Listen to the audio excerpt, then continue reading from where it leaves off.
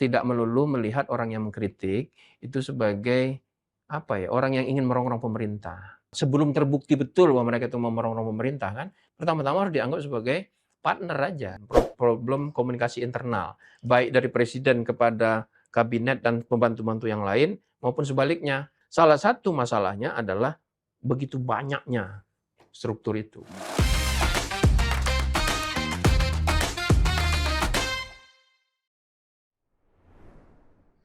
Salam Pancasila. Kawan, bertemu lagi dengan saya Winarko Ngantiwani di Ruang Dialektika. Kali ini kita akan membahas tentang reshuffle kabinet dan dinamika politik belakangan. Untuk itu kami mengundang untuk pertama kalinya di Ruang Dialektika Profesor Jayadi Hanan. Salam Pancasila, Bung. Salam Pancasila. Saya panggilnya Bung kalau Ya, menyapanya biar iya, siap. mempopulerkan Iya, warisan iya, budaya.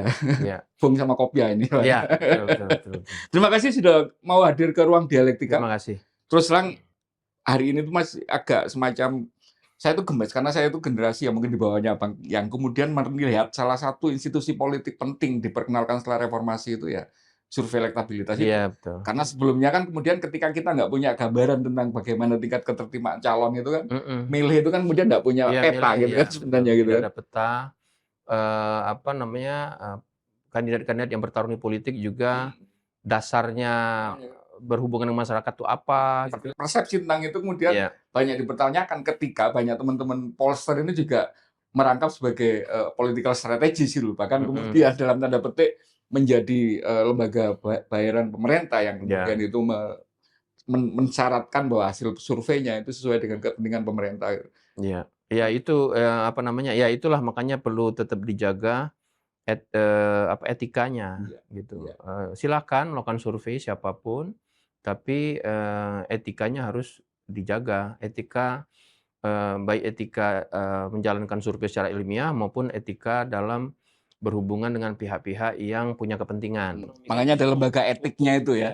Yang penting itu lembaga etiknya itu. yang menjaga. Nah, cuman ini agak agak menarik perhatian karena kan politik ya. Politik itu kan apalagi kalau menjelang pemilu itu udah terkait dengan dukung-mendukung. Nah, kalau sudah dukung-mendukung kan seringkali emosional. Nyambung dengan itu kemudian pertanyaan saya masuk ke materi ini. Mhm. Kemarin reshuffle Bang. Iya. Prabowo ini reshuffle yang kelima Mhm. menggantikan jabatan beberapa jabatan setingkat menteri gitu, Mhm, menteri dan mhm, kepala badan. mhm. Sebelum ke konten reshuffle-nya, ini mengomentari kemudian dua kawan mantan pollster yang kemudian di dalam pemerintahan ini Mhm. kan juga yang seringkali menjadi kayak semacam hari ini wujud ternyata dari bagaimana pollster menjadi political strategis Iya, dan itu kan kemudian tidak bisa menghilangkan kemudian apapun yang disampaikan pemerintah iya. kaitannya dengan survei itu. Kalau Mas Kodari kan, sudah cukup lama ya Mhm. ikut, menjadi tim suksesnya, beberapa, eee, kandidat gitu ya. Nah, menjelang pemilu 2024 lalu, terutama ketika dia ikut mencoba memasarkan ide tentang 3 periode. 3 periode, dia secara gentleman menyatakan ke Persepi. Persepi itu Persatuan Survei Opini Publik, bahwa dia keluar dari Iya, anggota. Karena dia kan jadi tidak netral lagi kan, dia sengaja masuk ke oke. politik gitu. Apa namanya, Hasan Nasbi juga kan kita sudah lama tahu bahwa dia, sejak lama, apa namanya, menjadi strategisnya Joko Widodo sejak masih menjadi, Gubernur bahkan katanya. menjadi calon gubernur sampai menjadi presiden 2 periode itu kan Hasan Nasbi di situ. Biasanya Hasan Nasbi tidak mengeluarkan hasil survei ke publik. Jadi maksud saya, kalau itu tetap dijaga ya silakan aja. Oke. Kan hak orang untuk menjadi strategis ya, untuk menjadi, eee, berpihak kepada kandidat tertentu kan yang dia anggap, cocok untuk dia dukung gitu. Tapi yang penting jujur aja Iya. gitu, mengatakan bahwa, dan kalaupun mereka melakukan survei lalu diumumkan ke publik juga nggak apa-apa, asal dijelaskan bahwa metodologinya bagaimana, datanya dikontrol secara Iya, baik atau tidak, iya. apakah hasilnya, apa namanya, hasilnya dianggap menguntungkan pihak tertentu atau tidak, itu yang paling penting saya Mhm. kira. Jadi, ya itu pilihan orang, silahkan ya, mengambil posisi apakah hanya menjadi pollster Iya. saja atau dia kemudian merangkap sebagai tim sukses ya, yang penting itu cukup jelas disampaikan kepada publik. Iya, ini mungkin tidak untuk memperpanjang ini, saya hanya mau menanyakan satu poin aja, bahwa kemudian di diskusi soal itu kemarin itu banyak pihak itu kemudian mencontohkan media gitu ya. Ketika media itu memiliki divisi jurnalistik sama divisi iklan gitu ya, Iya, advertising gitu kan. iya, Mereka mengenal ada yang namanya firewall itu firewall kan. ya, Jadi redaktur itu nggak mungkin boleh mencari iklan karena iya, kemudian khawatirnya berita apapun yang ditulis itu. Nah, hari ini kalau saya berharap sebelum kemudian politik strategis ini berkembang di Indonesia itu minimal kita Polster itu menjadi institusi yang iya, mapan dulu gitu loh. Nah ini kan iya, belum terlalu mapan gitu ya. iya, Poinnya itu kemudian bahwa saya melihat salah satu yang kemudian masih kemudian bisa menjaga ini ya rasanya ya Bang Jayadianan dengan ya RRI-nya ini. Dan mudah-mudahan. Dan di Indonesia kan ada perhimpunan survei opini publik, Iya. kayak Peradi lah kalau di hukum atau ID gitu. Ya salah satu tugasnya adalah menjaga kode etik, memastikan bahwa survei-survei atau riset-riset opini publik yang dilakukan di Indonesia Iya, itu sejalan dengan prinsip mengikuti itu. kaidah-kaidah ilmiah kayak gitu. Dan apa namanya, saya bukan hanya, terkait dengan risetnya, tapi juga saya kan seorang dosen. Jadi, saya juga berkewajiban Iya, untuk menjaga iya, prinsip-prinsip ilmiah iya. itu. Dan kebetulan sekarang saya mendapat amanah menjadi ketua Persepi Oh selama bukan 3 Bung Philip Vermonte sudah lagi? saya ganti Oke. ya, sudah 3, 4 tahun ke depan. Jadi, makin berat tugas saya untuk memastikan agar kode etik, Iya, Bang. para pollster itu betul-betul dijaga. Karena di mana-mana kan pasti ada bad guy, ada good guy kan gitu.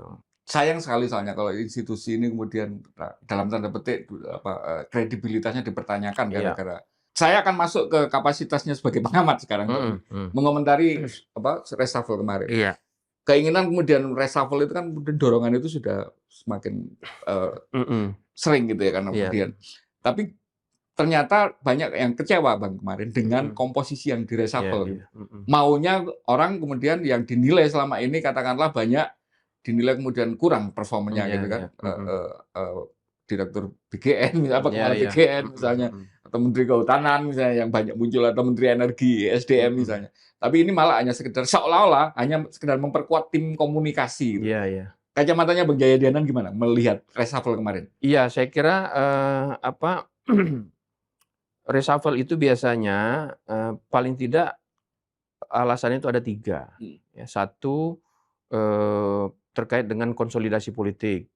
Yang kedua terkait, apa namanya, terkait dengan, kinerja atau boleh disebut apa namanya, evaluasi objektif mhm, atau evaluasi teknokratis. Yang ketiga terkait dengan, evaluasi publik, persepsi publik terhadap dan juga performa ya? terkait ya terhadap performa, yang juga terkait dengan bagaimana apakah dia masih bisa dianggap bekerja sama atau tidak oleh presiden. Jadi 3 hal itu Mhm, biasanya. mhm. Nah, untuk alasan pertama, konsolidasi politik seharusnya tidak ada lagi alasan itu, ya. Karena sudah rapi gitu ya barisannya ya? Iya, konsolidasi konsolidasi politik itu maksudnya bongkar pasang partai, Iya, iya, iya. orang ya, untuk memastikan agar dukungan politiknya kuat. Kalau untuk Pak Prabowo kan secara nominal dukungannya di parlemen itu 81%, hanya tinggal PDIP ya, PDI Perjuangan yang tidak masuk secara resmi. Meskipun PDIP juga tidak secara resmi juga Oposisi. mengungkapkan oposisi, hanya sebagai apa istilahnya tuh, penyeimbang ya. Ya setengah oposisi lah kira-kira gitu ya, tapi di luar. Jadi seharusnya alasan reshuffle itu lebih ke evaluasi kinerja kalau sekarang. Nah memang, beberapa bulan belakangan evaluasi kinerja itu menjadi sangat penting. Nah evaluasi kinerja itu biasanya ada 2 hal kan. Satu yang terkait dengan substansi kebijakan dari pemerintah melalui Mhm, menteri-menteri mhm, atau kepala badan dan mhm. sebagainya itu. Yang kedua bagaimana kebijakan itu dikomunikasikan kepada Oke. publik gitu. Nah memang di 2 hal itulah yang tampaknya justru menjadi sorotan selama ini kan. Ada banyak menteri, ada Asal ngomong kira-kira gitu ya? yang komunikasinya tidak proper ke masyarakat, sehingga menimbulkan kebingungan ya, macam-macam lah ya. Baik itu terkait dengan, kebijakan maupun terkait dengan perilaku, di luar kebijakan ya, gaya hidup dan sebagainya itu. Nah, Tapi pada saat yang sama, selama beberapa bulan terakhir ini, memang ada aspek-aspek substansi yang harusnya direspon oleh pemerintah, ya. Misalnya terkait dengan kondisi ekonomi yang makin sulit. Apa namanya, kelas menengah kita Iya, itu banyak yang turun iya, kelas. Belakangan beberapa bulan terakhir katanya ada 1,2 juta iya, yang turun turun kelas. kelas. Kalau kita lihat data BPS dari tahun 2019 sampai 2024, ada 9,6 Hmm, juta hmm, orang kelas menengah turun hmm, kelas. hmm, Pekerjaan sulit didapat, ya. iya, Orang-orang yang baru masuk ke dunia pekerjaan itu susah. iya. Jadi, lalu ada tekanan terhadap Iya, fiskal, iya. tekanan terhadap, sulitnya kita punya, penerimaan. Ditambah lagi kemudian tekanan ekonomi akibat geopolitik. Iya. Ya, Krisis di Timur Tengah krisis di kemarin ya, Timur Tengah menimbulkan kelangkaan minyak ya. tekanan, iya, dan ujungnya kan tekanan kepada ekonomi kita. Iya. Harga Harga minyak jadi naik, ya. Jadi, BBM itu memang baru yang tidak bersubsidi dinaikkan, tapi cepat atau lambat yang bersubsidi kan pasti akan dinaikkan juga. iya. Karena kan tidak kemungkinan pertanyaannya seberapa lama pemerintah bisa bertahan Sama dengan ini subsidi kan yang yang besar itu? dikhawatirkan kelangkaan. Dulu tadinya yang Mhm. mampu beli yang non subsidi, sekarang karena terlalu mahal non subsidinya, ya udah malu-malu dikit beli Pertalite juga gitu. Ini kan Iya. akhirnya meningkatkan konsumsi yang subsidi Iya, juga gitu. betul. Sehingga subsidinya makin nambah kan Nambah. gitu. Jadi lama-lama bisa jadi, kondisi fiskalnya jebol kan Iya, gitu. iya, Jadi, artinya, harus ada evaluasi terhadap kinerja kementerian atau kabinet di bidang ekonomi. perekonomian gitu terutama ya, atau yang terkait. Iya, Perekonomian kan bukan hanya Menteri Keuangan, tapi ada misalnya ada yang Kementerian Pangan, ada ya, Kementerian perindustrian, Perindustrian, pertanian. yang pertanian dan seterusnya itu. Nah, kita berharap sebetulnya itu direspon, ya. Dua-duanya. Jadi ada respon terhadap pola Substansinya. komunikasi pemerintah dan ada respon terhadap substansi kebijakan yang terutama di bidang-bidang yang terkait dengan ekonomi. Hmm, Nah, reshuffle kemarin itu kan cuma merespon yang pertama. oke. Merespon yang pertama terkait dengan komunikasi. Kan kalau Iya, kita lihat yang utama itu kan mengganti KSP. iya, KSP menjadi orang kuat secara militer ya, mantan KSAD kalau nggak salah KPRI. ya, Pak Dudung ya. Iya. Lalu, Mengganti atau memperkuat tim komunikasi komunikasi. ya, Kan mengganti juga kan? iya, mengganti orangnya Ya, orangnya. dengan cara, memindahkan Pak Kodari KSP jadi ke buat lalu menambah komunikasi. penasehat untuk komunikasi. Artinya memperkuat tim komunikasi sama memperkuat tim koordinasi. Kan KSP itu fungsinya Iya, koordinasi dan pengendalian kan. iya. Kalau sekarang kan fungsinya ada 2, dulu kan 3. Dulu itu, pengendalian kebijakan-kebijakan prioritas pemerintah, yang kedua pengelolaan isu strategis, dan yang ketiga adalah, komunikasi. Tapi sekarang komunikasi kan dipindah ke Bakom terutama dan aspek komunikasi yang lain. Awalnya PCO, berarti ada 2 tuh. Jadi, apa namanya, titik berat, apa namanya, reshuffle kali ini lebih ke pengendalian kebijakan dan komunikasi. Substansi kebijakannya Belum. belum. Yang kedua jadi nah bagaimana dengan yang kedua itu, substansi kebijakan terutama di bidang perekonomian. Kan kalau kita survei di masyarakat, sekarang itu masalah paling mendesak itu, satu adalah harga barang kebutuhan pokok, Iya. dan itu kan mulai naik tuh, Iya. meroket. Yang kedua adalah, pekerjaan. Yang ketiga kemiskinan dan korupsi. Intinya pokoknya ekonomi deh, yang diinginkan masyarakat segera diatasi. Nah, itu kan belum dijawab secara, jelas kemarin. Apakah ada reshuffle lanjutan yang terkait, kan kayak reshuffle pasca Agustus, itu kan ada 2 jilid tuh. Reshuffle, Iya, iya, September iya, lalu beberapa hari iya. kemudian ditambah. Apakah seperti itu atau pemerintah menganggap situasi ekonomi masih bisa diatasi Oke. dengan tim yang ada sekarang? Jadi Kalau hanya masalah komunikasi aja ini Nah, yang jadi direview. cuma masalah, komunikasi.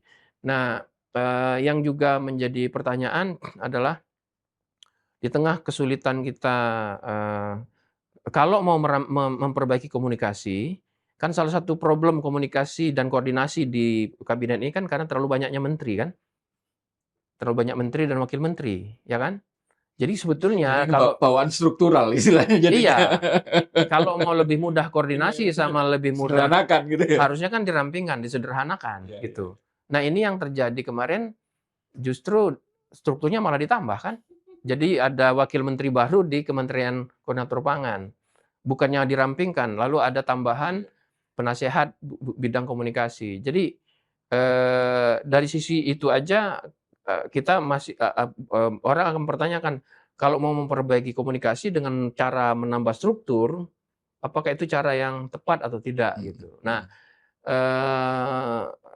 apa namanya? Tapi nanti kita lihatlah ya bagaimana. Jadi tujuan reshuffle ini untuk memperbaiki kinerja ke depan itu baru terjawab dengan upaya pemerintah memperbaiki komunikasi dan koordinasi. Tapi substansi kebijakannya belum, begitu. Saya akan mendetailkan di KSP sama BCO ini ya, atau komite yang dulu dikenal BCO. Yang pertama KSP dulu itu kan semacam orang yang itu ditempatkan di situ adalah orang yang oleh presiden dalam proses perencanaan kabinet itu memang terlibat secara aktif, cukup aktif waktu itu untuk membentuk semacam rancangan, bahkan apa istilahnya waktu zaman Presiden Jokowi nawacitanya gitu ya, koordinator. Hingga kemudian ketika sudah terbentuk ini kan orang-orang yang terlibat ini yang kemudian ditunjuk menjadi KSP. Karena tadi seperti Bang Jaya bilang ini adalah untuk fungsi mengkoordinasikan berbagai macam lembaga. Nah ini kan dalam proses ini KSP itu kan per hari ini Pak Dudung nggak dikenal sebagai timnya Pak Prabowo yang dikenal untuk kemudian mempunyai kendali atau koordinasi yang cukup intens ke menteri-menteri yang sudah sangat besar ini. Jangan-jangan ya nggak ada efeknya lagi. Terus yang kedua kaitannya dengan PCO, ini kan juga waktu Hasan Nasbi pertama kali menjadi PCO dan digantikan oleh siapa Raka, itu kan kemudian evaluasinya karena Hasan Nasbi tidak dalam tanda petik terlalu dilibatkan dalam proses-proses pertemuan atau rapat-rapat presiden, sehingga ketika mau menyampaikan apa yang terjadi itu tidak terlalu lengkap gitu. Nah dalam proses ini kan lagi-lagi juga Kodari bukan orang internal, dikenal sebagai internalnya Hambalang Boys ini. Ini kan lagi-lagi juga tidak akan menyelesaikan apa yang dimaui oleh presiden dalam setiap pertemuan itu. Gimana cara melihatnya dua? Ya kalau sekarang Hasan Nasbi tidak pegang posisi teknis ya, dia penasehat. Bukan, maksud saya Kodarinya. Ya. Kalau Kodarinya paling tidak dia punya pengalaman sebagai wakil kepala KSP dan KSP yang sebetulnya kalau kita lihat baik sebagai wakil kepala KSP maupun kepala KSP dia sudah berfungsi seperti juru bicara pemerintah khusus untuk menangkis serangan-serangan terhadap kebijakan-kebijakan pemerintah, terutama kebijakan-kebijakan yang dikenal dengan yang itu kebijakan prioritas kan, PHTC, program hasil terbaik cepat. Ada 17 dulu ya. Quick wins kan ada 17 tuh. Tapi yang paling sering jadi sorotan kan MBG. Selain itu dua yang sering jadi sorotan itu. MBG sama Koperasi Merah Putih, Koperasi Desa Merah Putih. Dua itu tuh yang jadi sorotan. Meskipun ada satu lagi, dua lagi sebetulnya yang sebetulnya bisa berpengaruh signifikan adalah program 3 juta rumah sama sekolah rakyat. Ya, tapi dua ini tidak begitu bergema, hanya yang paling bergema MBG sama ini. KDMP. Kalau sekarang ini kalau Anda perhatikan dua trending topik yang selalu muncul di Indonesia itu kan sekarang kan ada dua. Kalau nggak MBG perang itu Timur Tengah kan, ganti-gantian tuh. Menunjukkan bahwa betapa menjadi perhatiannya isu itu. Nah, apa namanya? Kodari kan tampak sudah mulai. Dan beberapa minggu terakhir atau mungkin lebih dari sebulan itu kan Kodari sering sebagai kepala KSP itu sering mengumpulkan ada menteri, ada wakil menteri, ada apa gitu isu-isu tertentu lalu berbicara ya. Gitu. Jadi kayaknya dia sudah dipasangkan sebagai orang yang akan betul-betul menjadi corongnya media, gitu corongnya pemerintah kepada publik ya. Publik itu bisa media, bisa publik secara umum. Nah, itu berarti seharusnya dia sudah punya punya jalur-jalur komunikasi kepada presiden seharusnya. Ya. Nah, tapi kalau tidak ya memang itu akan jadi masalah lagi. Saya sendiri belum tahu bagaimana pola komunikasinya itu. Apakah masih apakah misalnya sebagai Bakom dia akan terus lebih banyak berada bersama presiden, cukup nempel gitu. Kalau Mas Angga kan memang kayaknya cukup nempel ke Prabowo, tapi dia tidak aktif memfungsikan diri sebagai keluarnya. Dia kelihatannya lebih banyak berfungsi sebagai koordinasi Ya, di internal. semacam kepala rumah tangganya kira-kira gitu ya. Iya, jadi koordinasi internal di kalangan menteri-menteri mungkin ya, kalangan pemerintah. Nah, Kodari tampaknya akan lebih banyak keluar. Mhm. Nah, cuma lagi-lagi ya betul, untuk itu diperlukan Iya, ada akses. koordinasi yang sangat kuat, akses yang kuat kepada presiden. Saya belum tahu apakah ada perbaikan atau tidak dari segi koordinasi itu. Mhm. Yang jelas kan Bakom itu nanti berkoordinasi sama dengan sekretariat kabinet Mhm mhm. ya, dengan Pak Prasetyo Hadi dengan kemudian bukan sekretariat kabinet, sekretariat negara dan sekretaris kabinet kan, ya dengan Pak Prasetyo sama dengan Pak Teddy. Nah, ini Jadi juga jawaban saya masih menggantung. ya. Nah, ini juga yang mungkin juga perlu insight-nya, Bang Enen, posisinya Seskap ini. Ini kan juga selama ini kan juga menjadi pertanyaan publik ketika pertama dia sering sekali muncul gitu di kegiatan-kegiatan yang orang mungkin selama ini tidak terlalu familiar dengan peran yang Seskap yang Iya begitu iya aktif gitu. Terus yang kedua juga lagi-lagi ya komunikasi publiknya iya. ketika menyampaikan berbagai macam isu gitu ya, kesannya kemudian juga tidak memberi, komunikasi yang sepantasnya. Terakhir jadi rame itu kan ketika ada acara pasar murah ya Oh iya, di pokoknya ada. pokoknya ada kayak Mhm hal-hal mhm. seperti itu kan kemudian semakin menguatkan bahwa ada semacam privilege tertentu. Ini belum ngomong isu yang ada gambar-gambaran dan sebagainya itu ya. Ada semacam privilege tertentu yang kemudian tidak seharusnya diperankan atau didapatkan oleh, Kemarin sektor itu gitu. sampai dengan reshuffle terakhir yang barusan, itu kan memang sebetulnya kurang jelas, siapa sih sebetulnya yang menjadi juru bicara utama. Hmm. Itu kan yang juru bicara itu banyak, harusnya kan ada menteri-menteri juga juru bicara di kebijakannya masing-masing. Tapi juru bicara yang terkait dengan presiden langsung itu siapa Iya. sebetulnya? Kan beberapa waktu lalu sempat disampaikan bahwa Menteri Sekretaris Negara, Mas Pras, itu sekaligus juru bicara presiden. Tapi tampaknya Nggak terlalu belakangan aktif juga ya? justru lebih aktif Mas Teddy. Nah, menurut saya sekretaris kabinet itu, karena sekretaris kabinet kan posisinya harusnya lebih banyak support system kepada presiden dan kabinet. Mengkoordinasikan di Iya. kabinetnya ya? Bukan juru bicara. Nah, kenapa kok lalu muncul beliau sebagai juru bicara? Mungkin karena, ketidakjelasan siapa nih harus menyampaikan sesuatu ini, ketidakjelasan itu. Nah, itu mungkin ditangkap hal-hal itu mungkin akan diselesaikan dengan ditunjuknya Kodari, mantan kepala KSP menjadi kepala Badan Komunikasi Pemerintah yang lebih aktif. Kalau kemarin kan posisi Angga mungkin lebih lebih kikuk karena selama ini memang dia Belum selalu terbiasa juga mungkin ya publik ya? dia belum punya pengalaman yang terlalu luas untuk berhadapan dengan langsung dengan publik. Nah, mungkin dengan sekarang mungkin kita bisa menganggap lebih jelas, kan sebagai kepala Bakom sekaligus juru bicara pemerintah ya, Kodari, mungkin fungsi-fungsi yang selama ini sering diambil oleh Teddy mungkin akan lebih dikurangi dan diserahkan kepada Kodari gitu. Nah, sementara beliau mengambil posisi lebih sebagai support sistemnya di sekretariat negara dan khususnya kepada kabinet dan presiden gitu. Saya kira kita lihat apakah formula yang baru ini berhasil apa enggak gitu. Kalau Heeh. kalau KSP gimana kalau komentar tentang KSP itu kan posisi Pak Dudung ya, ya, ini kan eee, juga agak Pak Dudung kenalnya sebagai mantan kepala staf angkatan darat gitu ya, mhm, yang kemudian waktu ini dikenalnya juga lagi-lagi orangnya Jokowi yang iya, menurunkan balihonya Habib Rizik waktu mhm itu gitu, yang mhm, berani kemudian menghadapi tekanan FPI dan sebagainya.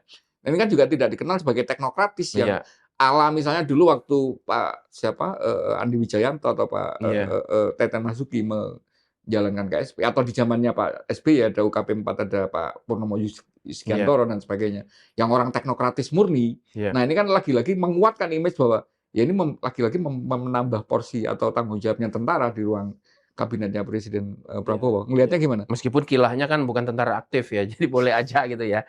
Iya, tapi memang betul Mas Winarko bilang, pengalaman teknokratisnya Pak Dudung kan, belum ada di luar dia menjadi KSAD ya.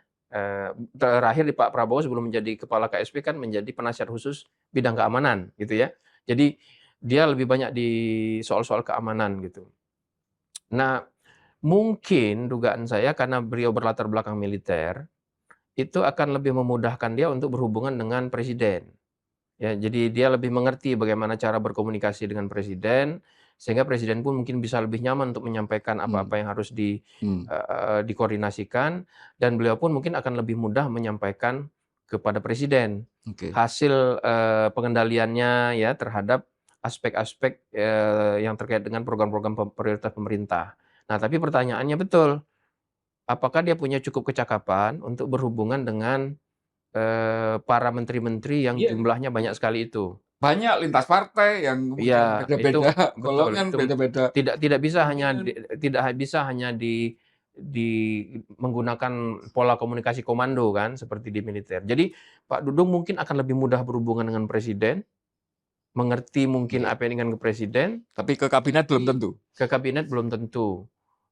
Mungkin perintah-perintah presiden akan lebih jelas berasal dari, yang diterjemahkan lewat Pak Dudung, tetapi belum tentu itu kemudian diimbangi dengan kemampuan Pak Dudung untuk menyerap informasi dari, menteri-menteri, terutama untuk program-program yang menjadi, concern utama presiden. Hmm. MBG, Hmm. Koperasi Desa Merah Putih, apa namanya, program 3 Juta Rumah, Sekolah Rakyat, Sekolah Garuda, program-program quick win itu, ya, yang seharusnya sudah menunjukkan win-nya kan sekarang, kan sudah hampir 2 tahun. Quick win berarti kan Kalau kalau cepat. pas laporan sama Taklimat kemarin seolah-olah sudah wins, Bang. Masalahnya rakyat ternyata masih pada grundel semua gitu loh ininya. Iya, Koperasi itu masih berantakan, MBG masih ada yang keracunan kayak gitu. iya betul, dan apa namanya, dukungan rakyat terhadap program MBG mungkin tidak tidak sekuat dulu lagi ya, karena melihat ada problem-problem itu, problem-problem implementasinya gitu. Apa, jadi betul bahwa reshuffle kali ini untuk hal yang memang tampaknya dituju oleh Oke. pemerintah itu pun masih Mhm. menimbulkan pertanyaan publik. Saya terakhir soal reshuffle itu kemudian mau membandingkan, nanti mungkin Bang J bisa menceritakan ke publik tentang bagaimana kemudian posisi, terutama saya paling suka itu memori tentang bagaimana komunikasi presiden di eranya SBY. Mhm, Ketika presiden itu bisa memilih beberapa orang yang kemudian komunikasi publiknya bagus, kalau istilahnya Bang J tadi di luar kita nggak kombatif gitu ya. ya, Ini apa, juru bicara presiden, bukan ya, juru bicara calon presiden gitu. Sehingga ketika kemudian ada perbedaan pendapat dan sebagainya, disikapi dengan, ya. bijak. Untuk menuju ke sana Iya, atau gambarannya di waktu era SBY itu kan, semacam KSP ada ya, iya UKP UKP 4 itu 4 ya, kalau ya kan UKP fungsinya 4 itu. sama, tapi fungsinya tidak berhubungan langsung dengan publik kan. Mhm. Dia memang betul-betul Iya iya. mengkoordinasi segala macam, sementara yang berhubungan langsung dengan publik secara komunikasi kan 2 orang, Pak Dino Patijalal sama, Apa? Andi Malarangeng Oh waktu di iya, periode awal ya, periode kedua itu, Pak Dino sama periode kedua itu ada perubahan, ada Pak Julian Adrian Julian Pasar. Pasar. Tapi poinnya adalah bahwa di era SBY memang, apa namanya, juru bicara presiden melekat langsung kepada presiden. Saya kira itu, kekuatannya di situ, Mhm. kekuatannya. Eee, Cikeas Boys kalau dulu kira-kira gitu ya. iyalah begitu. Jadi dia melekat langsung, tetapi mereka itu tidak berposisi sebagai berposisi sebagai ajudan presiden, enggak. Ya, memang mereka itu profesional, Iya iya. punya kapasitas dan Kapasitasnya. pendidikan yang Dan orang memadai. tahu kan tentang itu Iya, kan, siapa Andi Malarangeng, siapa Pak betul Dino betul. Nah, Pasar. dan hubungannya dengan presiden sangat sangat kuat, komunikasinya kita Pak kenal sangat Daniel lancar. Sparingga bahkan saya ingat itu, yang Iya, dari senior dari Sparingga UNER pernah. itu waktu itu. Betul betul. Nah, di era dengan catatan tentu saja setiap presiden kan punya pola komunikasinya masing-masing gitu ya.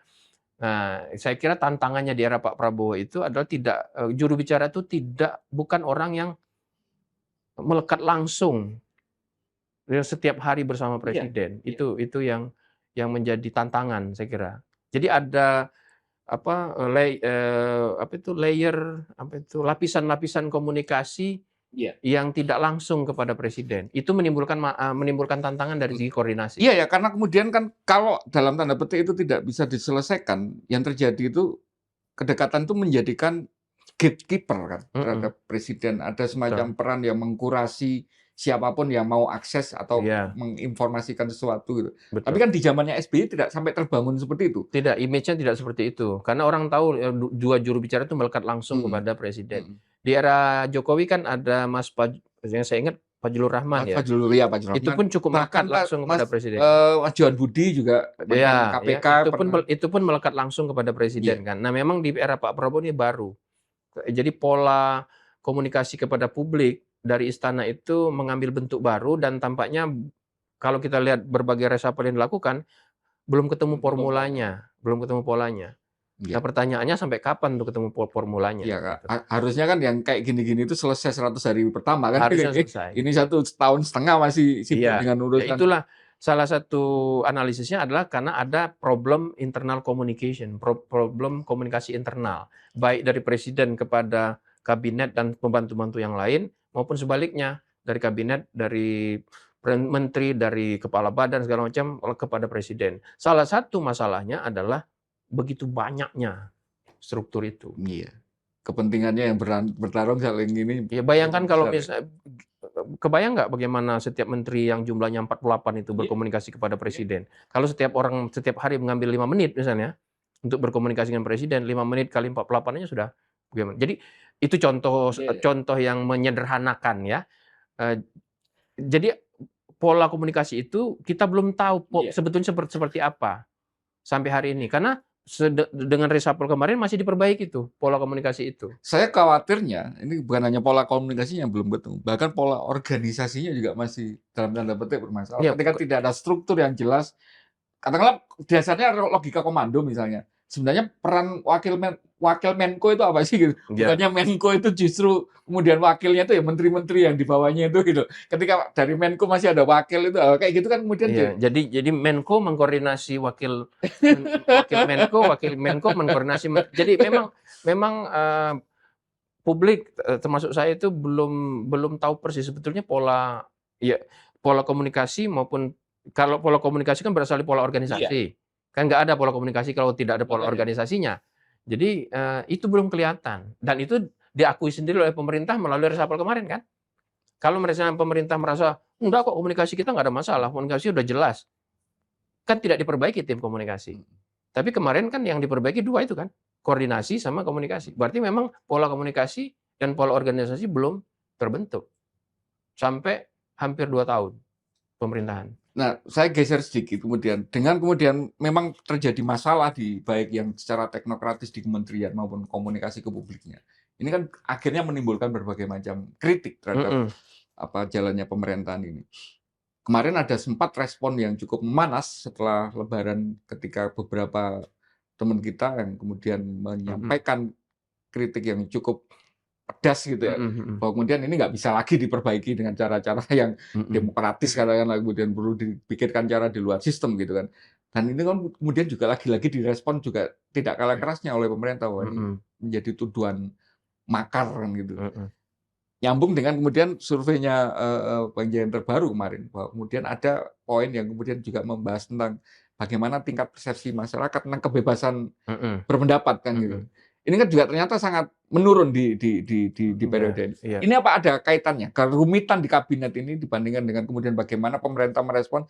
Karena saya itu masih pingin mempercayai Prabowo in its mouth gitu ya. Dengan mulutnya sendiri ketika mengundang media di Hambalang kemarin misalnya. Terbuka kok, silakan mau kritik gitu. Nggak ada masalah. Mau mengganti presiden ada jalannya kok, silakan. Tapi kan tidak sesederhana itu ketika teman kita Bang Andri disiram air keras dan sebagainya.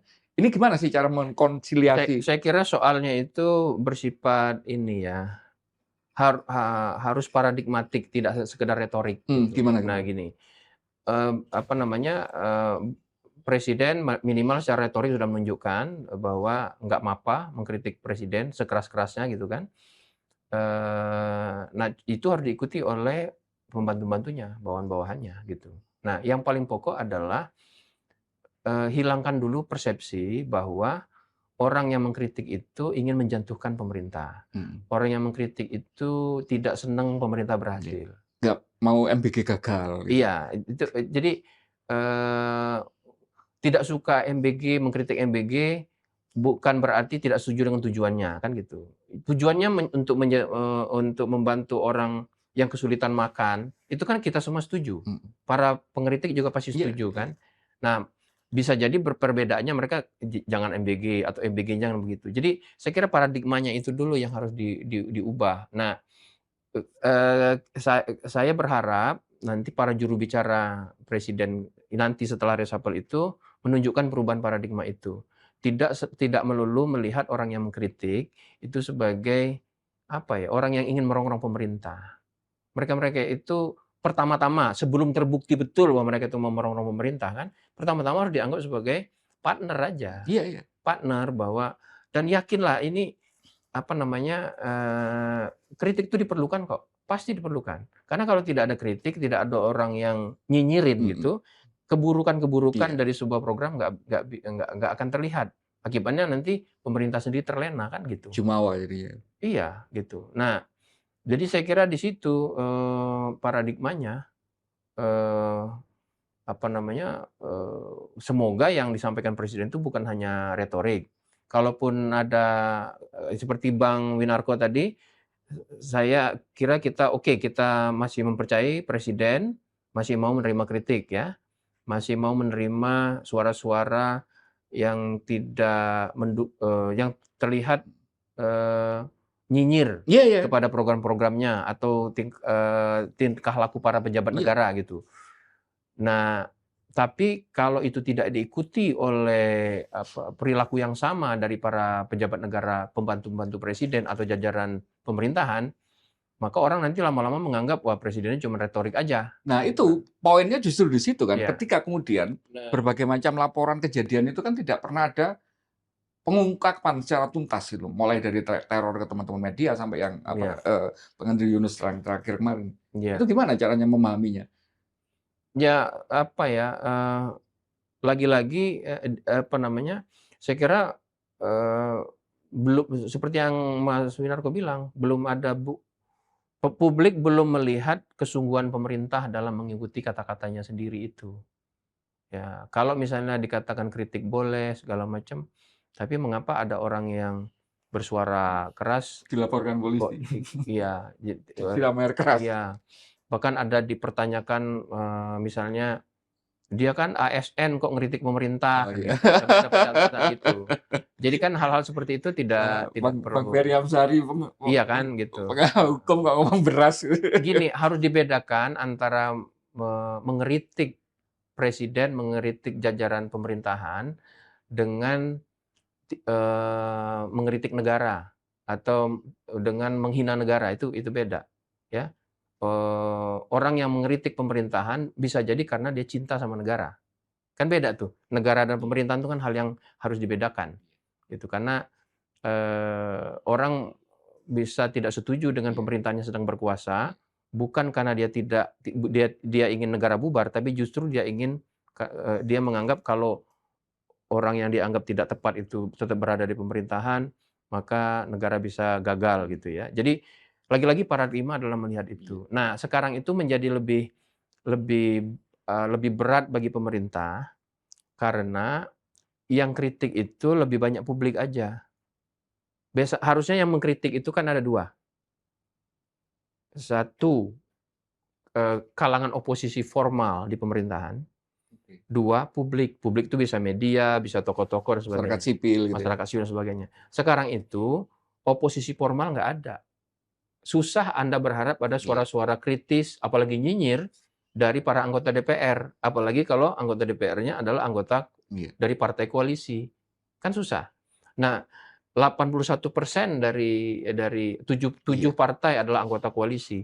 Susah untuk mengharapkan kritik yang betul-betul, substantif, kritik yang betul-betul menguliti iya, aspek-aspek kebijakan itu iya, dari mereka. Akibatnya apa? Akibatnya kritik yang terdengar lebih banyak dari iya. publik. Nah, itu kan mungkin menimbulkan pertanyaan, ini gimana sih, Iya, iya. di kalangan pemerintahan, ini gimana sih partai-partai nggak ngeritik kok, mereka setuju semua, kok Anda yang ini, para tokoh ini Kesannya jadi nyari-nyari masalah kesannya gitu, jadi, mencari-cari, kesalahan. iya, gitu. Jadi, eee, saya kira hal itu harus Iya, iya. dipahami. Enggak, saya jadi kepikiran gini, jadi ketika sistem kontrol itu berjalan di demokrasi, itu kan kemudian apapun suara ketidakpuasan itu kan dalam tanda petik tidak perlu sampai meluber ke jalanan. Enggak, ya, Karena kemudian semuanya terwakilkan di. betul. Terus yang kedua juga ada mekanisme kontrol yang katakanlah karena sekarang kita kalau di negara-negara maju itu kan ada semacam pemilu sela gitu ya, yang Hmm, kemudian di tengah periode satu presiden oke. itu ada kesempatan untuk mengkoreksi kalau kebijakannya presiden itu bermasalah ya dia akan milih partai yang berseberangan sehingga dia akan lebih kuat di parlemen sehingga Iya, iya, kemudian kontrolnya ke kabinet lebih kuat kan. iya. Di kita kan hal itu nggak punya sama Ya, sekali. kita memang tidak ada seperti itu, apalagi, apa, sebetulnya mekanisme kontrol itu secara tidak langsung ada kalau, pilkadanya tidak serentak. Ya, minimal itu ada, apa namanya, kontrol Iya, yang antar iya. waktu, di antara waktu Iya. di pilkada-pilkada yang tidak serentak itu. Tapi sekarang pilkada pun sudah serentak semua, bahkan tahunnya sama dengan pemilu Iya, nasional ya, iya. kalau itu tidak berubah. Praktis kita tidak punya, momentum yang sifatnya evaluatif dari rakyat kepada pemerintah. Kan yang evaluatif dari rakyat kepada pemerintah itu kan 2, 1 Pemilu. pemilu, Iya. 2 demonstrasi, Iya. gitu. Ada yang lain sih misalnya rakyat nelpon langsung, tapi itu kan tidak terlalu kuat ya. Nah 2 itu, nah dua-duanya ya, yang kedua itu momentum evaluasi langsung rakyat lewat pemilu itu kan nggak ada. Lalu yang demonstrasi juga seperti yang kita sering temukan di berbagai survei, masyarakat mulai Takut. makin takut untuk, mungkin bukan karena dia kena intimidasi, tapi dia merasa, "Kalau saya bilang ini nanti gimana ya?" Gitu. Jadi ada self selection, ada menyeleksi dirinya sendiri untuk ngomong sesuatu yang, Self censorship self bahkan. censorship ya, yang takut kalau dianggap salah oleh orang. Jangan-jangan bisa diginiin dia. Karena sekarang itu resiko dianggap salah itu, resiko kena tuntut itu kan bisa dari 2 sisi, dari pemerintah dan dari masyarakat sendiri kan, gitu. Saya misalnya mengkritik Mas Winarko, ada timnya Mas Winarko, orang pendukungnya itu nggak setuju. Nah kan pendukungnya itu kemudian jadi kita berhadapan sesama masyarakat. Lagi-lagi kalau contoh di negara maju, mereka punya pemilu sela pun masih masih terjadi momen knocking gitu kan kalau Heeh, di nah kemudian pressure untuk kemudian kebijakan itu disesuaikan pemerintah, itu kan semakin iya. kelihatan, apa, semakin besar gitu loh. Di kita kejadian Agustus kemarin, itu Ya kan it tidak banyak merubah meskipun secara apa, saat itu ketika terjadi momen apa, momennya iya, berlangsung, itu kan seolah-olah pemerintah mau iya, membuka ruang untuk mau reformasi apapun, polisi mau direformasi iya. dituruti kan gitu. Ya karena itu tadi, karena tidak ada saluran formal yang bersifat oposisi di DPR, Untuk mengawal itu ya. gitu. Itu yang kita tidak punya sekarang. Karena 81% semuanya tim Pak Prabowo, gitu. Ada tim PDI Perjuangan yang di luar pemerintahan, tapi kayaknya, tidak mau secara tegas gitu menjadi oposisi gitu, dengan berbagai alasannya yang kita mungkin bisa tahulah gitu. Jadi, eee akibatnya seperti yang bilang tadi kan, karena kita tidak ada pemilu di, apa istilahnya Mas Wiranto itu pemilu sela, maka kontrol yang sifatnya evaluatif dari rakyat itu hanya, melalui protes atau Makanya demonstrasi, ya kan. protes pun sekarang mau Nah, ditakut-takutin kan tetapi gitu. protes atau demonstrasi itu tidak akan punya efek yang kuat kalau dia tidak diresonansi oleh, Parlemen. parlemen. Nah, yang meresonansi protes masyarakat di parlemen itu kan Iya. sekarang tidak ada. Iya, iya. Tidak ada. Misalnya ada orang kritik, ada orang bilang begini, "Sebaiknya MBG dihentikan." Misalnya ya, ada yang bilang gitu. Kan cukup banyak tuh yang sekarang bilang begitu. Nah itu kan, berarti masyarakat menuntut perubahan kebijakan kan? Nah, perubahan kebijakan itu tidak mungkin terjadi kecuali kalau parlemen menyuarakannya kan? Iya. Gitu. Iya. Parlemen kemudian melalui Di pemerintah rapat-rapat menyuarakannya gitu. RDPU, pembagian anggaran kan gitu Betul. kan. Nah ketika itu tidak disuarakan, tidak ada perubahan kebijakan atau penyesuaian kebijakan, rakyat yang tidak setuju Iya. marah lagi kan? Mungkin Iya. protes lagi. Iya, di puncak Agustus itu, pada Agustus itu, ada satu momen ketika kemudian para pemimpin, partai, pemimpin elit dikumpulkan oleh presiden, ketika kantor polisi sedang terbakar, itu saya yakin siapapun di antara mereka turun ke jalan untuk bilang, rakyat hentikan," itu nggak akan didengar. Iya, betul betul, Karena massa. sejauh itu, sampai di situasi rakyat itu kemudian turun ke jalan, itu kan karena merasa bahwa di parlemen mereka nggak ada yang mau Iya, menjadi channel bagi mereka gitu. betul. Taunya rakyat mereka ketika dilapori memori mereka yang Iya. joget-joget itu kan yang Dan itu kan tidak hanya terjadi di tingkat nasional. makanya. Kan ingat kasus Pati, Iya iya makanya. ya, ada mana lagi, ada beberapa yang terkenal, yang viral ya, Mhm mhm. yang paling viral tuh Ya kasus Pati, di Bupati Pati gitu. menaikkan Jadi, PBB. kalau, kritik, protes masyarakat itu tidak diakomodasi lewat jalur formal, lama-lama itu meletus di mana-mana kan gitu. Nah, kalau meletus di mana-mana akibatnya kan, Iya pemerintah makin sulit iya. lagi. Ya kita semua yang rugi Harus gitu. harus menghadapinya dengan kekerasan, dengan aparat keamanan dan sebagainya. Itu biaya lagi, biaya sosial maupun biaya real gitu, biaya secara ekonomi. Maka menurut saya, ini survei juga menunjukkan kalau kita tanya ke masyarakat, apakah Anda lebih suka, ada oposisi di DPR? Mayoritas masyarakat ingin lebih baik ada oposisi di DPR. Jangan semuanya keroyokan di pemerintahan gitu. Terlepas dari, eee makna oposisi itu apa? Apakah istilah oposisi kita kenal apa enggak? Yang penting itu ada yang mengkritisi Iya pemerintah gitu. iya. Eee, orang DPR kemudian berkilah, "Yang tugas DPR kan salah satunya mengkritisi pemerintah." Iya, tapi mana? Hasilnya mengkritisi itu, Itu tadi pertanyaannya perubahannya mana apa gitu, gitu. iya gitu.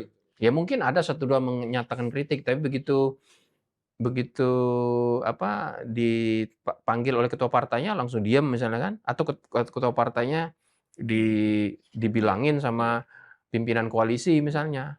Ya atau rapat marah-marah tapi kemudian nggak ada perubahan di anggaran, nggak ada perubahan di kebijakan gitu. Iya, betul. Jadi, saat sekarang itu protes masyarakat, situasi yang kritis masyarakat itu tidak bisa hanya ditanggapi dengan tanggapan saja. Hmm, Dia harus ditanggapi dengan iya. kebijakan, Mhm mhm. itu.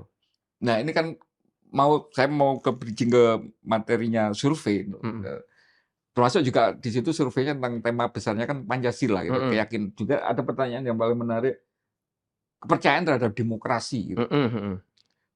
Saya nggak tahu bagaimana kemudian membahasakan tanpa berkesan mempertanyakan metodologi. Emang masyarakat kita bisa mencerna pertanyaan sedalam itu? Saya Mhm, khawatirnya kemudian sebagian besar masyarakat kita masih ngomong tentang ya masih berpikir tentang bagaimana cari makan dan sebagainya. Ketika mhm, kemudian menerjemahkan apakah kita perlu lembaga yang demokratis atau enggak itu mhm, terlalu jauh dari sebagian besar populasi kita. Karena kan survei kan mengasumsikan berbasis populasi kan itu iya, secara ini. mhm, Tapi coba dijelaskan secara singkat dulu Bang, kaitannya dengan bagaimana rakyat mempersepsikan ruang demokrasi hari ini. Apakah lembaga demokrasi kita ini sudah cukup untuk mewakili mhm. mereka gitu sebagai sebuah citizen gitu? Pertanyaan tentang preferensi masyarakat kepada demokrasi itu sudah kita tanyakan sejak tahun 2000-an. Oke. Itu terus-menerus Itu ditanyakan sampai series ya sekarang. berarti ya? Iya. Jadi sudah 25 tahun terakhir itu kita Ya, tanyakan terus. berarti Dan kelihatan kelihatan polanya berarti polanya ya? kelihatan dan model pertanyaannya juga sama dengan pertanyaan untuk negara-negara lain. Kita kan, misalnya LSI itu adalah anggota dari perwakilan Asia Barometer di Indonesia. Mhm mhm. Asia Barometer itu punya survei Oke. pertanyaan yang sama untuk di Cina, untuk di Kamboja, Iya di iya. Jepang, di Hong Kong, di Thailand, Filipina, dan sebagainya. Ini yang dipakai salah satu komposit untuk indeks demokrasi itu bukan? Iya, salah satunya yang bisa dipakai. Jadi, kita memberikan alternatif ke masyarakat. Beberapa Pilihan. pilihan, misalnya tidak masalah apapun sistem pemerintahannya, yang penting pokoknya, eee eee, tidak peduli mau demokrasi, mau nggak apa-apa. Ada juga lalu pilihan yang berikutnya, walaupun tidak sempurna, demokrasi adalah sistem yang paling baik untuk kita pakai. Kemudian, eee, dalam keadaan tertentu misalnya tentara aktif boleh memimpin. Itu pertanyaan seperti itu. Nah, itu konsisten tuh. Sampai sekarang itu persepsi masyarakat kepada preferensi demokrasi itu di kisaran 70-an%. Itu satu. Nah, kita juga bisa menanyakan ke beberapa aspek lain. Misalnya kalau kita tanya, Anda lebih menginginkan pemilu itu, pemilu presiden langsung apa enggak? Dari dulu sampai sekarang lebih dari 80% Langsung. masyarakat pengen langsung. Lalu Kalau pilkada sama, di atas 80% juga minta langsung? minta langsung. sekarang gitu ya. Jadi Jadi argumen itu kan biaya tinggi dan sebagainya itu nggak kepakai di masyarakat. masyarakat kalau ditanya, pilkada langsung tuh mana yang lebih mungkin transaksi, masyarakat juga tahu. Jawabannya memang, yang langsung memang lebih rawan transaksi. Mhm, mhm. Tapi ketika ditanya apakah perlu langsung apa enggak, mereka minta langsung. Minta langsung. Artinya yang diperbaiki bukan mengubah sistemnya, Iya, tapi memperbaiki, iya, iya, pelaksanaannya itu. iya. Eee, waktu ada, apa namanya, waktu ada upaya untuk memperpanjang masa Masa jabatan jabatan. presiden menjadi 3 periode, kita tanya juga ke publik. Kita tanya ke publik, mayoritas Nggak mau. tidak mau. Kenapa? Seberapa pun kinerjanya diterima, seberapa Nah, yang memuaskan. menarik adalah kita menduga, mungkin ya pendukung Jokowi setuju, mayoritas setuju. Kita cek tuh di antara para pendukung Orang Jokowi, yang puas dengan atau orang pendukungnya ya, jangan hanya yang puas dengan kinerja, yang milih Jokowi yang gitu ya. milih Jokowi itu Ditanyakan mau nggak pencet mayoritas tidak setuju.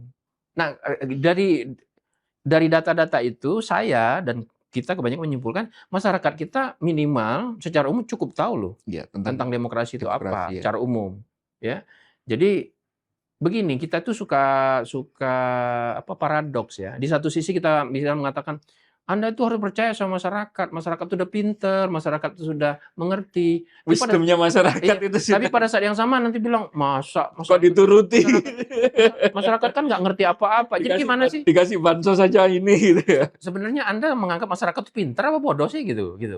Kan seringkali kita dengar begitu. Nah, kalau soal kembali ke pertanyaan soal demokrasi, secara umum saya yakin dari data-data 20 tahun terakhir itu terlihat masyarakat kita secara umum cukup tahu. Cuman memang, eee apa namanya, seringkali persepsi masyarakat terutama soal tingkat kepuasan kepada demokrasi, itu dipengaruhi oleh kondisi ekonomi. Ekonomi ya.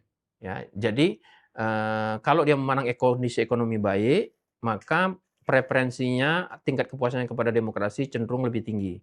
Artinya ada kaitan antara tingkat kesejahteraan dengan apa, dukungan terhadap demokrasi ya. Jadi, Iya, yang kedua memang, ada situasi di mana masyarakat itu mendukung demokrasi kalau calonnya menang, ada memang.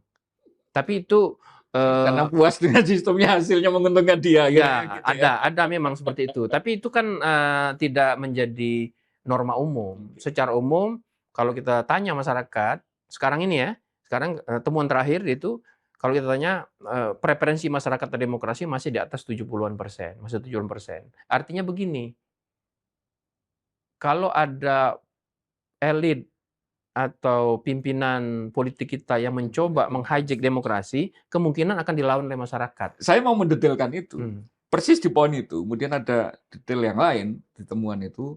Pertama, persepsi tentang kebebasan untuk menyampaikan pendapat mhm, itu semakin iya, sulit. mhm, Yang kedua, ketakutan untuk kemudian dia diperkarakan secara iya, hukum. betul. Nah, ini kan dua hal yang lagi-lagi kayak menjadi semacam sisi lain dari keping demokrasi ini kan. Kalau demokratisnya sehat, otomatis syaratnya adalah masyarakat boleh bebas untuk Iya, berpendapat, berserikat. iya, Karena First Amendment dia kemudian dikasih di nomor satu itu karena kebebasan iya. berpendapat itu Masyarakat menjadi itu bisa dianggap mengerti demokrasi, satu, kalau yang pertama tadi ya, dia menunjukkan preferensi kepada demokrasi, satu. Yang kedua, dia juga berani melakukan evaluasi terhadap jalannya demokrasi. nah, kalau ketakutan tadi ya, Nah, itu pertanyaan itu kan evaluatif. Kita menanyakan ke mereka, apakah menurut Anda makin merasa takut menyuarakan pendapat atau tidak, gitu. Nah, evaluasi masyarakat menunjukkan mereka kayaknya, semakin takut. lebih banyak, apa namanya, makin banyak ya, meskipun belum mayoritas, makin banyak yang merasakan, takut berpendapat dan makin banyak yang was-was kalau dia ditangkap secara semena-mena. Itu kan evaluasi terhadap, demokrasi dari masyarakat. Itu juga menjadi indikator bahwa, di tingkat yang umum masyarakat kita cukup mengerti juga soal demokrasi. Karena itu, hal seperti itu harus dijadikan bahan evaluasi oleh pemerintah gitu. Nah, itu yang kemudian saya perlu meng-clear-kan di sini Iya, bahwa memang masyarakat merasakan ruang demokrasi itu ada ada penurunan ada penurunan. penurunan. Tingkat kepuasan kepada demokrasi meskipun masih mayoritas, itu juga Benar. cenderung menurun. Seperti juga di banyak negara-negara lain, Mhm, mhm. gitu. Kalau kan datanya itu kan Ya Harus time di series kan harus ada. dicek Iya. trennya. Dari 20 tahun terakhir itu memang dia naik turun, tapi beberapa tahun terakhir itu ada penurunan tingkat kepuasan kepada demokrasi. Dan itu sejalan dengan evaluasi masyarakat misalnya ketika ditanya soal aspek-aspek spesifik dari demokrasi seperti kebebasan berpendapat, merasa aman atau tidak dari penangkapan semena-mena, itu yang menonjol ya. Juga ada, medianya dianggap masih bebas apa enggak. Iya. Nah itu kan evaluasi dari masyarakat, sejalan dengan menurunnya tingkat kepuasan kepada demokrasi. Mudah-mudahan ruang ini menjadi salah satu upaya kita untuk menjaga ruang demokrasi itu, kemudian Mhm. kita yang ngobrol yang seperti ini lagi-lagi tidak dianggap sebagai sebuah upaya untuk Iya, betul betul. apa, eee eee, apa kemarin istilahnya kita mengalami inflasi Inflasi pengamat pengamat. gitu ya.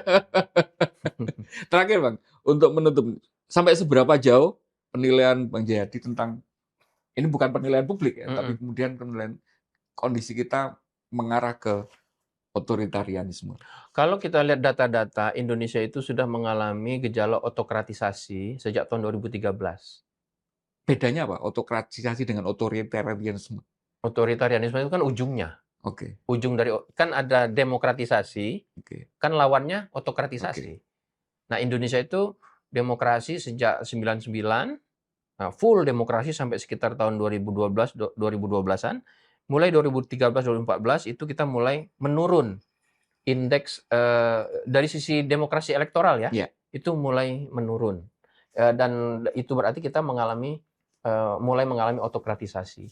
Dan gejala-gejala otokratisasi itu mulai terlihat jelas itu di beberapa terutama 10 tahun terakhir. Di sana ada upaya untuk iya, membatalkan keputusan MK yang iya. tidak sesuai dengan keputusan DPR, Oke. memperpanjang masa jabatan presiden, melemahkan KPK. Merubah syarat pencalonan presiden. Itu salah satunya, dan sebagainya. Itu kan, tanda-tanda terjadinya otokratisasi. Tapi pada saat yang sama, seperti yang sudah kita bahas tadi, di tingkat masyarakat, preferensi terhadap demokrasi itu masih tinggi, ya. Dan itu kemudian dibuktikan misalnya dengan ketidaksetujuan masyarakat terhadap revisi Undang-Undang KPK. Kan masyarakat nggak setuju tuh, ya. Cuman tidak ada partai yang Yang iya, menyuarakannya di iya, DPR, ya. Eee Apa namanya, perpanjangan masa jabatan presiden menjadi 3 periode ya, itu masyarakat, mayoritas tidak setuju. Untungnya ada partai yang menyuarakannya mhm, di DPR iya, ya, terutama misalnya PDIP, termasuk saya kira waktu itu Gerindra, ya kan. Karena kalau perpanjangan masa jabatan, Pak Prabowo nggak jadi presiden dong waktu itu ya. Ah, itu. Lalu misalnya yang terakhir tuh, yang perubahan ambang batas pencalonan kepala daerah. Itu kan mau diubah tuh sama DPR, iya. masyarakat tidak setuju. Langsung Dan dibatalkan. untungnya ada tokoh-tokoh dan termasuk ada partai yang menyuarakan itu Iya, juga gitu. Jadi di tingkat masyarakat, preferensi, komitmen kepada demokrasi itu masih iya. tinggi, tapi itu tidak cukup untuk mencegah otoritarianisme, ya. Eee, Apa terus kemudian yang kemudian bisa harus kita ada harus barrier yang kita harus bangun? harus ada kekuatan politik formal Oke. dan tokoh-tokoh yang ikut menyuarakannya. Kekuatan politik formal itu apa? Partai Meskipun politik. 19% masih nggak masalah? Harus ada, gitu. Nah, kalau itu tidak ada, maka, preferensi yang tinggi di masyarakat yang terhadap demokrasi itu bisa jadi Iya, seperti penolakan iya, masyarakat terhadap kasus pelemahan KPK. iya. Bersuara tapi hilang. Tidak terkonversi Kalau menjadi itu sebuah tekanan politik iya, ya? kalau itu terjadi, maka kita makin dekat kepada otoritarianisme. Mhm mhm mhm. Bang Jayadi, terima kasih banyak. Makasih. Mudah-mudahan bisa memberi apa, ya sedikit kontribusi. Ini menjawab pertanyaan Abang tadi, tone-nya podcast ini apa ya, pakai istilah nama ruang dialektika itu semacam doa juga biar masih terbuka ruang-ruang Iya seperti ini gitu. iya. Tapi saya mau mau, ini kan semacam keyakinan bahwa saya masih percaya ada 2 penjaga gawang yang kita itu sering mungkin kemarin taken for granted gitu ya. MK itu beberapa kali menjadi safeguard untuk Iya, katup di momen-momen tertentu. betul betul.